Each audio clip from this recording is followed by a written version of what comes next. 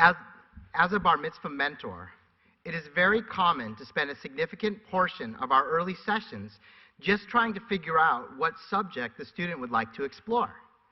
At the very least, going into any mentoring relationship, I expect our work to begin with a narrowing down of possible topics. This, however, was not the case with Ciaran. Moreover, when I discovered Ciaran's topic would be the golem, I did what I could to make sure I would be his mentor. The golem, you see, has been a bit of an obsession of mine, and the possibility of spending the year geeking out on the famed Jewish monster, a construct both physical and metaphysical in nature, was simply too alluring to pass up. In addition to embarking on a great deal of in-depth research, Ciaran impressed me time and again with his ability to conjure profound insight and analysis that touches both on his own personal connection to his interest in the golem, as well as an exploration and, in my humble opinion, highly compelling explanation for how life, the universe, and everything are organized, and how the golem serves as the perfect metaphor for all of it. Although I have considered the golem an area in which I hold much expertise, I also learned a great deal on the subject in my year working with Ciaran. And I have no doubt you all will find Ciaran's presentation equally enlightening. With that, I am so happy and proud to introduce Ciaran Hinman.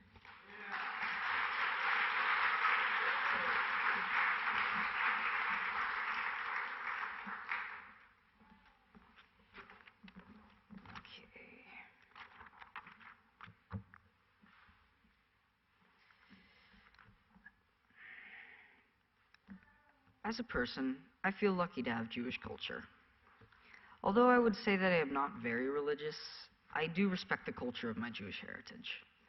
I like the cool myths and also like participating in the events like Passover, Hanukkah, or Shabbat Fridays, which I do at my grandparents' house. We do it almost every Friday, and what I like about it is all the nice food my grandma prepares. I like lighting the candles, and I also like cutting the bread. The prayers don't mean much to me, but they do to the Jewish religion in general. When I say the Shabbat prayers, I think about all the struggles we've been through and why this holiday is here, because Shabbat is the day of rest, and all people need to rest. I don't really like the idea of there being a God, though, because if there really is a God, then why did he, she, or it just leave us? I mean, we're alone to fend for ourselves from the start, basically without anyone except our parents and our relatives. We come into this world with nothing, and it's our own job to make it something. And I think that if God really did exist, wouldn't he want to help his creations go through life? Humanity has a lot of problems we can't fix, like cancer, Ebola, or nuclear warfare. And if there really was a God, wouldn't God want to protect us from those things? Also, some people decide that their life isn't worth it. And shouldn't God be the feeling of a person's conscience telling them that they have so much potential in their life? I think that we, as in all of us, make the choices we need to survive, and that we fix the problems that life throws at us. If there really is someone out there looking after you, it would probably be the people that care about you the most in life, your family and your friends. It's not that I don't believe in the potential of the ever-knowing universe. It's just that I don't believe in God. I believe the reason so many people want to believe in the concrete notion of God is fear. Fear drives people to do things that can change them for the better or for the worse. And the belief in this all-powerful being looking out for you makes people less scared. As a small child, you feel like someone's always watching over you. It's a warm and comfortable feeling. I remember one moment from when I was very young, 4 or 5. My dad was showing me the magic thumb trick, the one where it looks like he's taking it off, and I remember as a kid, how do you do that? And it just shows how much you look up to your parents, almost as if they were supernatural. And the thing is, from the perspective of a kid, your parents are practically gods. They can do things you can't. They take care of you and protect you and make you feel better when you were scared, hungry, upset, or worried. But who does this for your parents?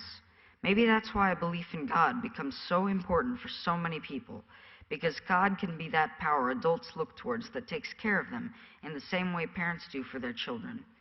People want something to protect them, and that brings us to the topic for my bar mitzvah presentation.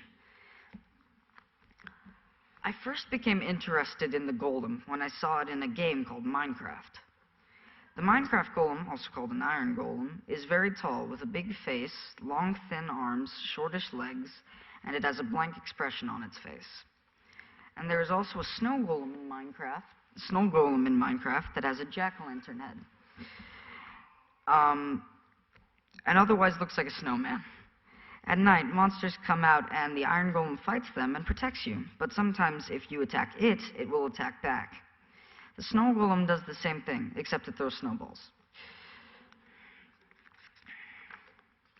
Then I saw a rendering of the golem again in a Pokemon game. It was called Golett. In Pokemon, the creatures are divided into types, such as fire, ice, grass, or water. So Golett is a ground type and a ghost type. It can also evolve into Golurk, and as Golurk, it can push its legs inward and then shoot out fire like a rocket and fly. The first mention of the golem appears in the Bible, in Psalms 139:16, which says, "You saw my unformed body." The word for unformed is galme, gimel, lamed, mem, and yud. This is the origin of the word golem, unformed body. In other words, a body that must be shaped by its maker. In the Bible, the maker, obviously, is God. The next appearance of the golem is in the Talmud, which are volumes of rabbinic interpretation of the Hebrew Bible. In the Talmud, it is interpreted that the first golem was, in fact, the first human being. Adam, quote, when his dust was kneaded into a shapeless husk, end quote. If we agree that Adam was the first golem, in which, according to Genesis, was created from nothing by God, then the myth of the golem takes that one step further, in which man replaces God, creating his own twisted interpretation of God's creation. As time went on, the mythology of the golem spread. The Kabbalah, in particular, contributed to the building of the golem myth. The Kabbalah is a book of Jewish mysticism that finds secret codes within the Hebrew Bible that is believed to hold a great power. Kabbalists believe that the letters of the Hebrew alphabet contain magical powers. While I was learning about the history of the myth of the golem, I noticed how much of its story takes on similarities to alchemy. Alchemy is not like magic. You can't just perform it. You have to give something of equal or greater value to get the thing that you want. In other words, creating a golem takes away something from you as well. Between the 14th and 18th centuries, the golem myth started to gain a life of its own, embedding in the folkloric traditions of Jewish communities from Kelm in Poland to Vilna, Lithuania, to arguably the most well-known home of the golem myth, Prague, in what is now the Czech Republic. There are several variations of the golem myths as it evolved through the Middle Ages and into the modern era. In the Vilna myth, the golem is made of sand, clay, and water. It is made by a great rabbi, a gaon, or a genius. The gaon knows the 5 books of Moses and the commentaries by heart, as well as all the secrets of the Kabbalah and the Lord's secret name of names, which he then writes on a piece of paper. The gaon then puts God's secret name in the golem's ear, and the clay becomes like a human being. The secret name of God, the Hebrew letters Yud, He, Vav, and He, actually isn't so secret. When sounded out, it's Yahweh. Some people pronounce it Yahweh. Others pronounce it Yehovah.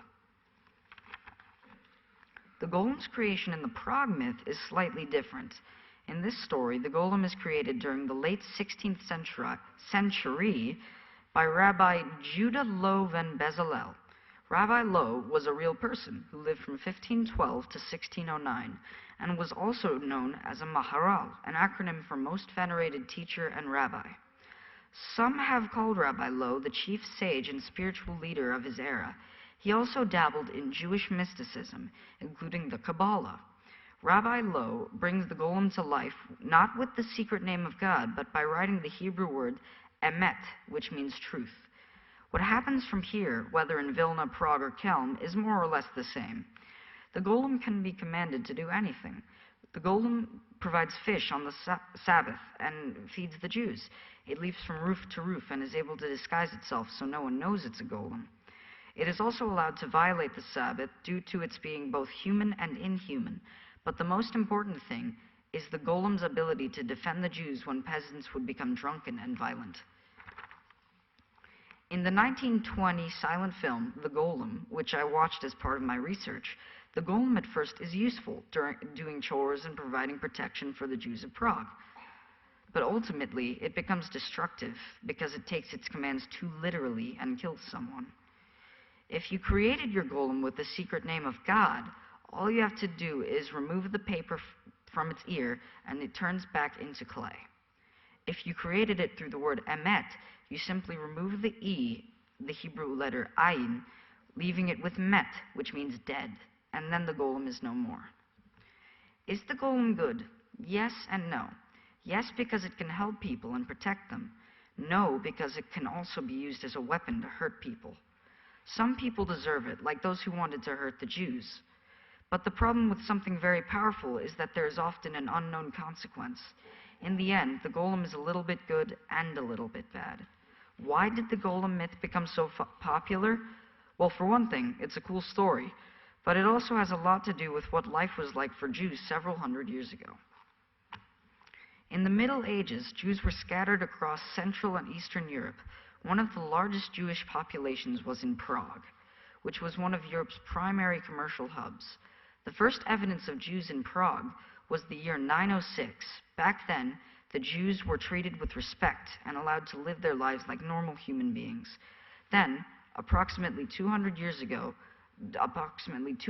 later, came the First Crusade, at which point life for the Jews of Prague became much worse. There were forced conversions, there were Jews being killed, and there were unjust laws against Jews, such as, quote, "A Jew found with an unmarried Christian woman shall be sentenced to death. A Jew found with a married Christian woman shall be impaled at the crossroads." Then, in the 13th century, the Jews were forced to live in a ghetto, yet still they were not left alone. There were instances of Jews being accused of ritual murder, which even without proof would lead Jews to be burned at the stake. Another time, there was a rumor that gold was in a synagogue's foundation, and an angry mob destroyed the house of worship. During Easter of 1339, a procession of Jews were walking through the Prague ghetto and saw Jewish boys playing with stones. A priest claimed that the host he was carrying got hit on purpose by the stone-throwing boys. This later led a procession of Christians to kill over 3,000 Jews, which was almost the entire Jewish population of the city at the time. These are only some examples of Jewish persecution in Prague. Jews did not have rights back then. Often they flourished, but were also very much persecuted whenever other citizens or people in power decided to blame or steal from the Jews. This persisted throughout the centuries. Perhaps this begins to explain why the Jews needed protection. Today, people get protection through law. Back then, they had no legal protection, so our monster made out of clay was created. The story of the golem, of human beings becoming like gods, creating life not in the usual way, but through animating the inanimate, appears in lots of other stories as well. During my studies, I was reminded of the homunculus, which looks human but has no soul. Or think about Frankenstein, the story of a mad scientist who reanimates dead tissue to create a creature. The question its author Mary Shelley grapples with is whether it is the lumbering creation of Dr. Frankenstein that is the true monster, or if the creator is the monstrous puppet master. Like the story of the golem, Dr. Frankenstein's defiance of natural laws creates tragic and unforeseen consequences. Other artists have been inspired by other aspects of the golem. The golem myth, in fact, had a huge influence on one of Prague's most famous secular Jews, the great author Franz Kafka. When Kafka was 16, a girl was murdered and the Jews were blamed, which led to anti-Semitic attacks and boycotts of Jewish businesses, such as the assimilated Kafka's grandfather's butcher shop. Perhaps it was all this anti-Semitism around him that gave Kafka his famous Kafkaesque self-loathing, which is why many have called him a self-hating Jew. In Kafka's famous novella, The Metamorphosis, he explores the more grotesque and monstrous elements of the golem myth. The Metamorphosis begins with the famous sentence, As Gregor Samsa awoke one morning after disturbing dreams, he found himself transformed in his bed into an enormous bug. The twist here is that the transformation is from a human to an insect, but the notion of transformation into a monster, something that is both human and inhuman, is very present. Gregor had been supporting his parents and sister with his job, but as a big bug, he couldn't help them at all, which is basically the opposite of the golem. However, in the end, Gregor becomes as much of a problem as the golem ultimately becomes. And the best way he can help those he loves most is simply by dying and leaving them in peace. Yeah. Jorge Luis Borges, the Argentinian author and poet, was also obsessed with the idea of humans creating life through unconventional means. One of his most famous stories, The Circular Ruins, grapples with this idea. Borges was also enthralled with Jewish mysticism, which is explored in another of his most well-known stories, The Aleph. And he even wrote a poem called The Golem, in which he wrote, "If the name is archetype of the thing in the letters of rose, is the rose and all the Nile is the word Nile?" What Borges is saying is that we are conditioned to think of words as interpretations of things, but the myth of the golem, like the study of Kabbalah, says that it's the word, whether it's Yahweh or Emet, that is the thing, in this case God, or the power that God possesses. I even realized that I've seen the golem story in an anime show I like called Full Metal Alchemist, about a boy and his brother who have lost their mother and their father, who left behind all of his books on alchemy. And in one of those books, it says that there is a way to bring back the dead. And remember how I said before, the first rule of alchemy is that in order to get something out of alchemy, you need to give something of equal or greater value? So the brothers perform an alchemical ritual, except in order to do it, Edward loses his left leg, and the younger brother, Alphonse, loses his entire body. And what they produce isn't their mother. It wasn't even human. It was just a lump of flesh and bones. So then, Edward pays his right arm to seal his brother's soul to a suit of armor, which then comes to life as Alphonse, and is a lot like the golem. The heroic aspect of the golem also appears in popular culture, and is very intimately tied to the Jewish experience. Think about superheroes. They have unnatural abilities, some use them for good, and others, known as supervillains, use them for evil. These hero stories often mirror the Jewish immigrant experience. Superman, for example, was created by Jerry Siegel, the son of Russian Jewish immigrants, and Joe Shuster, also the son of Jewish immigrants. His mom was from Ukraine and his dad was from Holland. Superman was born on Krypton, which blew up, and his parents sent him to Earth, where he grew up as a normal boy with superpowers. Think about that in terms of the immigrant experience, in which largely young people, those who were strong enough to make the arduous journey across the ocean, were sent from situations of extreme poverty and violence to start a new life in a new world. Even the name Superman is a Jewish name. Say it fast. Superman. Or in a sentence, isn't that Superman such a nice boy?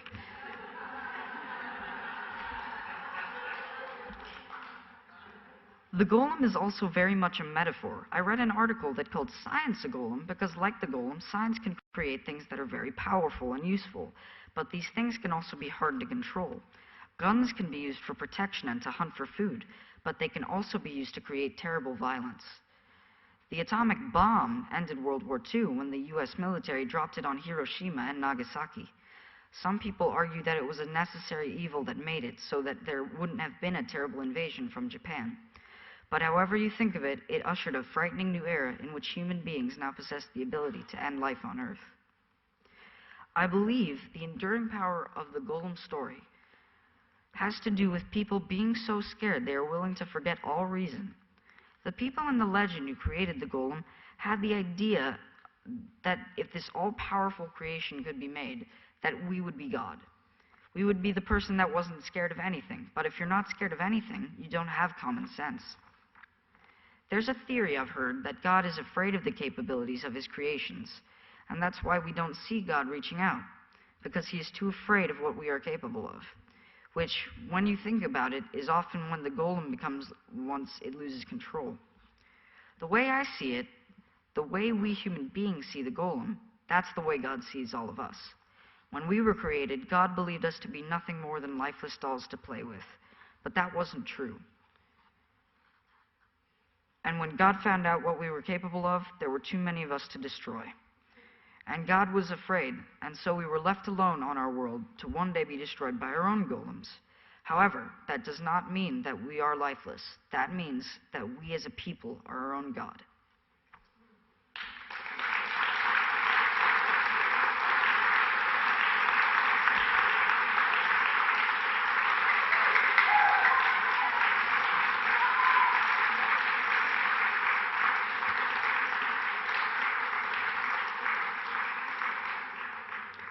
My name is Ciaran, and I would like to personally thank you all for joining me in my bar mitzvah presentation. I would also like to personally thank my mother, Sarah Kleinberg, for keeping me focused through it all.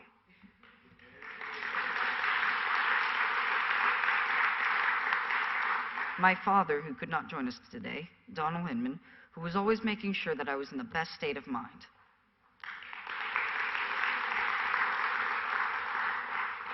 My sister, who I love in spite of everything.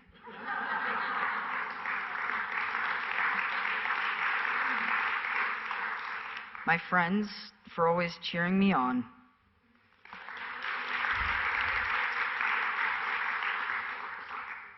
My teachers, who are always so happy for me.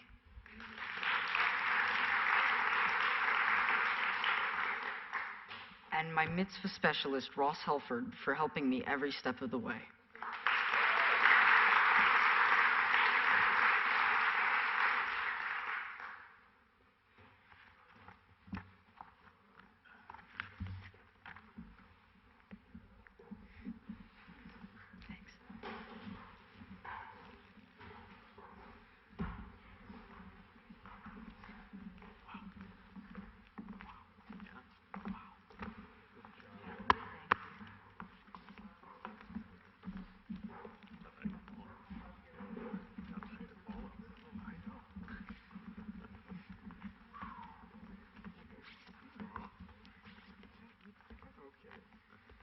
Ciaran, that was absolutely super. I'm very proud of your accomplishments despite all the difficulties you've had. I mean, you did a wonderful job with a marvelous presentation, a great understanding of your background, a great understanding of the world. And for my gift to you is that of family. Family is something that you're going to have throughout your life. You have relatives that love you and will be able to support you in anything you want to do. They'll cheer you for your success, and they'll help you in your failures. And failures will be inevitable. Therefore, we want to give you the gift of family that has come to you from the East Coast to celebrate with you, and the family you have locally. Congratulations. You did a wonderful job. Thank you.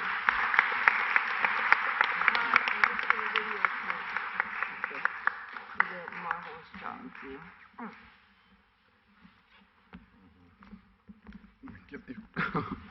This is literally the smartest person I know. I'm so honored to have known him since he was a baby. You don't need me or anyone else here to assure you that these are all of these things that I just mentioned, but I'll assure you of one thing: you will always be loved by everyone here and by people you cannot yet imagine, people who will change your life and whose lives you will change too.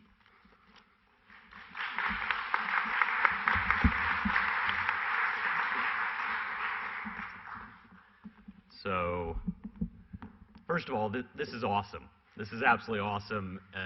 One reason it's super awesome is even right now on this stage, it's 1, 2, 3, 4 bar bat mitzvah of the Sholem ilk all standing here together, and I looked out in the audience, and now there are people who are here for this one that were here for the ones before, and this is fantastic. And I have to say that there's no doubt that your presentation was the best of all of them, by far. In fact, someone at some point should go through and look at all of the bar and bat mitzvah presentations, see what the kids did at Sholem and what they went on to be, and correlate them all together.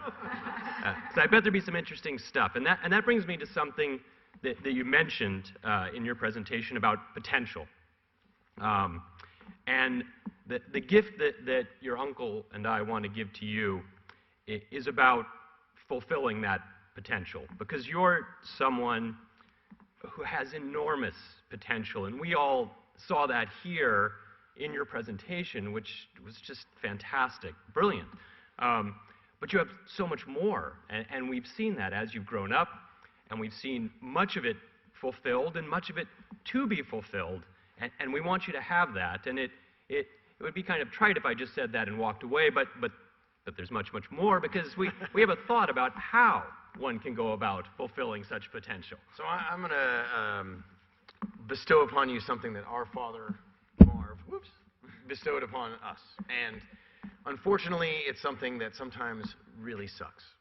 But the reality is, as embarrassing as it feels, and as strange as it feels when you are told this and you have to embrace it, it works really well. And that is, don't be afraid to ask. Right? It can't hurt.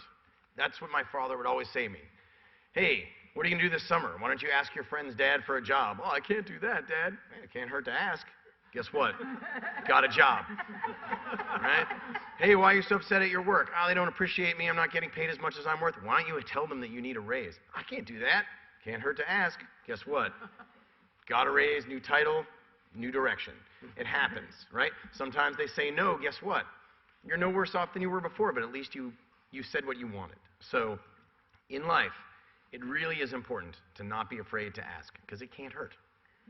That was awesome. We love you very much. Hey, so as it happens, we too were sort of charged with bestowing a little wisdom for manhood in your direction, and honestly, it's such a great setup for a punchline. I'm not sure we'll resist, but we're Gentiles. Did you know that? We're Gentiles. You're old enough to know now, so we get that right out of the way. Anyway, where should I begin? So I'm gonna start with a quote by one of my favorite Jews, St. Paul the Apostle, who's Jewish, still very much Jewish. I mean, if you think about, Christ was dead like 30 years. This guy was still getting royalties off the whole Last Supper act.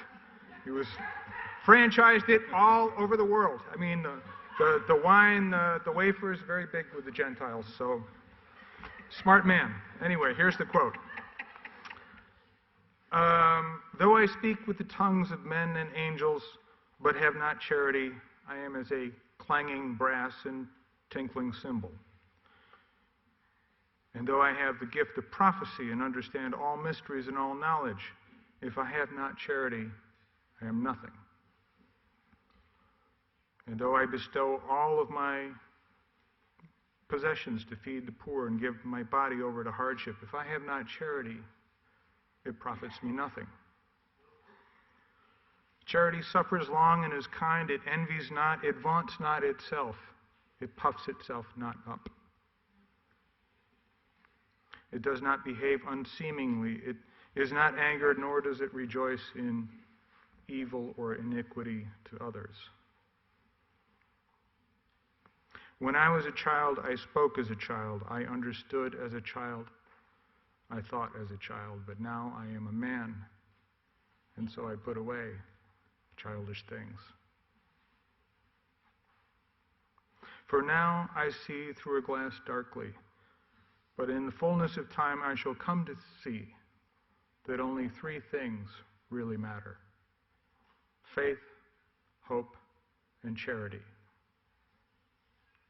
Now, faith, I'm sure you meant faith in God, but I think you and I understand that it's really faith in yourself. Yeah. And faith in the directions that you choose. And really faith in the people that are assembled around you today. Okay. Hope. Not sure he quite got that one right. For me, I think he's talking about dreams, vision. As you enter manhood, you're really going to find that you need to hold, vision clear in your mind, what you want. And like Joel said, ask. Can't hurt. All right? And then the last thing, this charity, the Bible's a little weird, especially when the Gentiles translated it. They got a whole bunch of guys in a room, and I'm not really sure charity was where we're at on this in the sense that we know it today. What I think he was talking about, probably because Yiddish wasn't invented yet, but I think what he was really talking about was menshiness. The quality of being a mensch.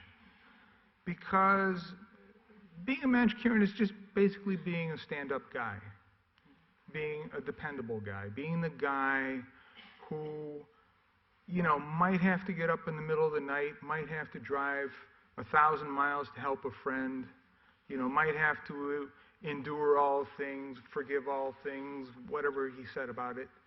Doesn't sound like a party. But the thing is, what the bonds that you build by being the man that people look to depend on, to be there, these will give you the biggest jewels of your life. Just ask your grandfather Marv. He's like the biggest mensch that anybody knows. It sounds like a small thing, but be a man, be a mensch. Anyway, so your relatives are in town, and as you go through the weekend, and sort of count up all the well wishes and real gifts and intangible gifts.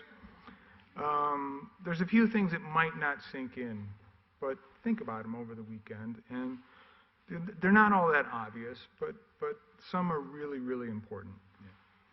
Yeah, and that's where I come in, which is some of these gifts, some of these things are so intrinsic that you actually forget about them. They just become part of you.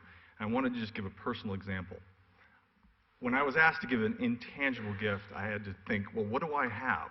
Because you can't give something if you don't have it. What have I got? What have I got? And don't think about it.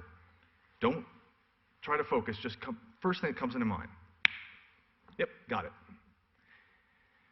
And what it is that no matter, and this is from personal experience, like all the travels I've been on, all the adventures, all the misadventures, the successes, the many defeats, and the failures, the one thing that I always had inside is that I knew that no matter what, I have my friends behind me.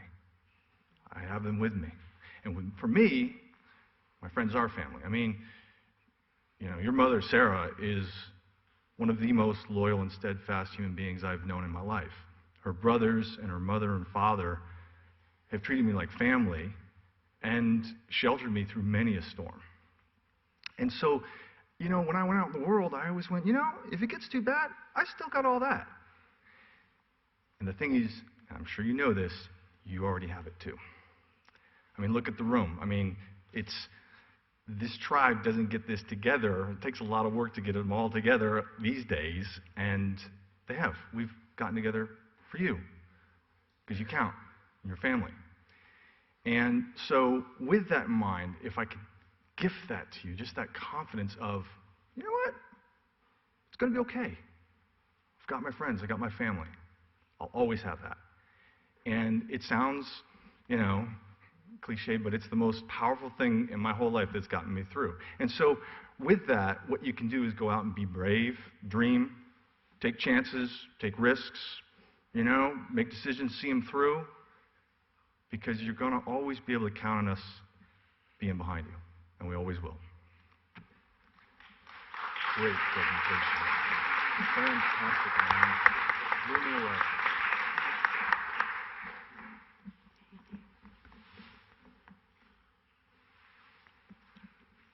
so proud of my boy.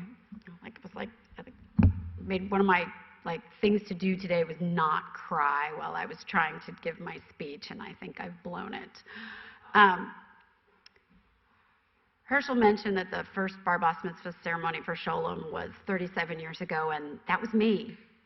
I was in the very first bar mitzvah class at Sholem. And so to be able to sit in the audience and see the next generation of my family participate in this ceremony is so meaningful and so important to me. And I'm so grateful to you, Ciaran, because I came to you and I said, I really want you to do this. And you said yes. And I know that it was a hard decision for you, and we've been on this 3-year journey of getting here. And there were times that you could have given up and you didn't, and you stuck to it.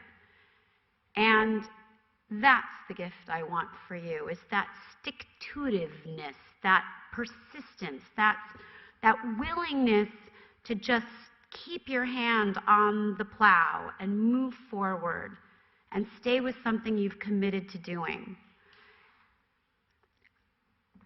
As we've had our life together over the last 3 years, as our life changed and our family life changed, I hope that the one thing I've shown you is that no matter what the universe throws me, I pick it up and I keep moving forward because I have you to take care of, I have Eleanor to take care of. I don't have time to say I quit or put it down or decide it's too hard. I have to just keep going. And I want you to see me do this and find that strength in yourself, that no matter what the world puts in front of you, you have the strength of character to pick it up and just keep moving forward until you get to the place you need to be. And one of my favorite sayings is, if you're going through hell, don't stop. If you keep walking, you'll get out of it eventually. So, no matter what, anything you set your mind to, you can accomplish. And the fact that you're standing up here having given an amazing presentation is just proof of that. I love you.